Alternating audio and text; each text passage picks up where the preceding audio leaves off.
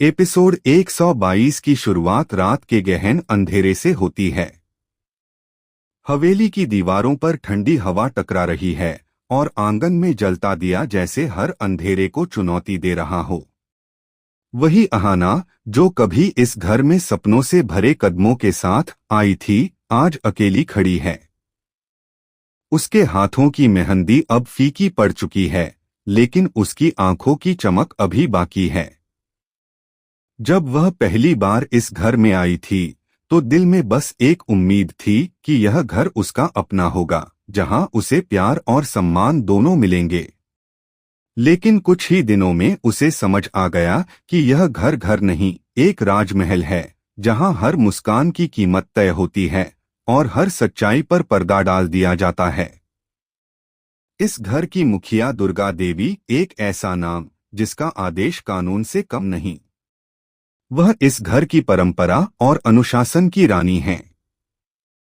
उनके लिए बहू एक जिम्मेदारी है, बेटी नहीं। उन्हें आज्ञाकारी बहू चाहिए जो बोले नहीं, बस सुने। अहाना चाहती थी कि उसे भी बेटी जैसा प्यार मिले, लेकिन हर कोशिश नाकाम रही।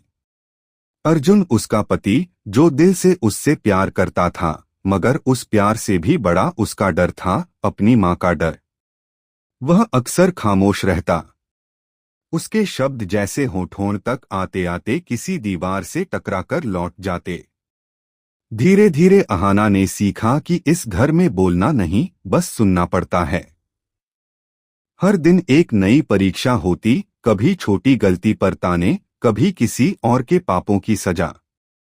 सुबह से शाम तक वह सबकी सेवा में लगी रहती, लेकिन कोई यह नहीं पूछता कि अहाना, तू ठीक है ना? वह मुस्कराती थी, लेकिन उस मुस्कान के पीछे एक गहरी थकान छिपी थी। फिर एक दिन घर में जैसे तूफान आ गया। दुर्गा देवी के बिजनेस को बड़ा घाटा हुआ। पूरा परिवार परेशान था और इल्जाम तुरंत लग गया अहाना पर। जब से यह घर में आई है, अशुभ घटनाएं हो रही हैं। किसी ने सबूत नहीं देखा, किसी ने सच नहीं पूछा, बस बोल दिया, इसकी परछाई ही मनहूस है। उस रात अहाना मंदिर के सामने बैठी थी। आंखों में आंसू थे और मन में एक तूफान। उसने खुद से पूछा, क्या चुप रहना ही मेरी किस्मत है? क्या हर बात पर बस सिर झुकाना ही औरत का धर्म है? और उसी पल उसके अंदर कुछ बदल गया। उसने अपने आंसू पोंछे और तय किया, अब नहीं।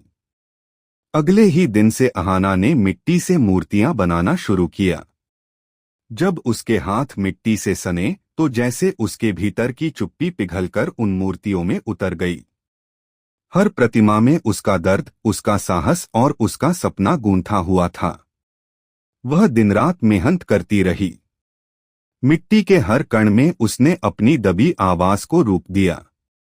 धीरे धीरे उसकी कला की चर्चा बाहर तक पहुंचने लगी।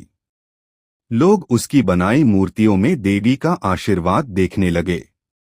बाजार में लोग कहते, इस औरत के हाथों में चमत्कार है। लेकिन जब यह बात हवेली तक पहुंची तो घर की दीवारें जैसे फिर कांप उठीं। दुर्गा देवी को यह सब सुनकर क्रोध आ गया। उन्होंने पूरे घर के सामने कहा, मेरे ठाकुर परिवार की बहू अब बाजार में मूर्तियां बेचेगी।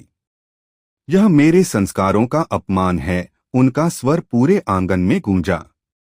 अहाना चुप रही कुछ पल, फिर पहली बार उसकी आवाज उभरी, मां, मिट्टी से मूर्ति बनाना पाप नहीं होता।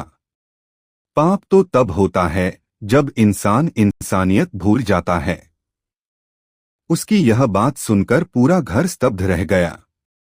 पहली बार एक बहू ने मुखिया को जवाब दिया था। दीवारों पर लटके पुराने चित्र जैसे साक्षी बन गए हों एक नई शुरुआत के।